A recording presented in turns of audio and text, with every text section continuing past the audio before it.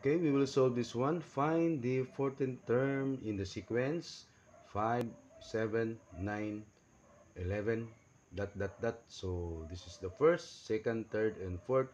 Hanapin natin yung pang 14th term. Okay po. So, this is the formula.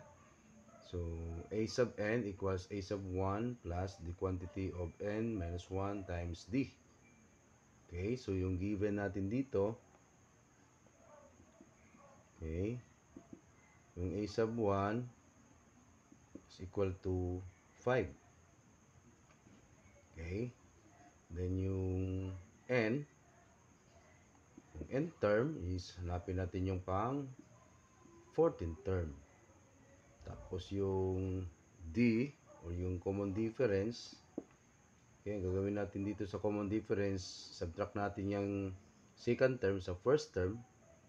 So, 7 minus 2, that is equal to, 7 minus 5, sorry, equals 2. Masyado tayong advance. Okay, then 9 minus 7, that is 2. 11 minus 9, that is equal to 2. So, yung common difference natin is 2. Okay? So, ngayon, apply natin yung formula natin.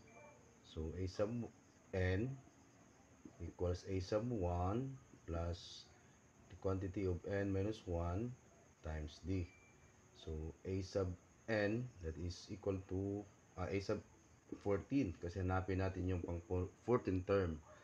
Yung a sub 1 is equal to 5 plus the quantity of n. So, ano yung n natin is 14. Diba? So, minus 1. Tapos yung d, yung common difference is 2. Okay? So, a sub 14 is equal to 5 plus, so 14 minus 1, that is equal to 13. Okay?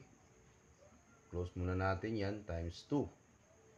So, equals 5 plus, so i-multiply natin si 13 at saka si 2, so magiging 26. Okay? So, therefore, yung a sub 14 is equal to 31. 5 plus 26 is 31. So, pang 14 term natin, this is term is 31. So, this is your final answer.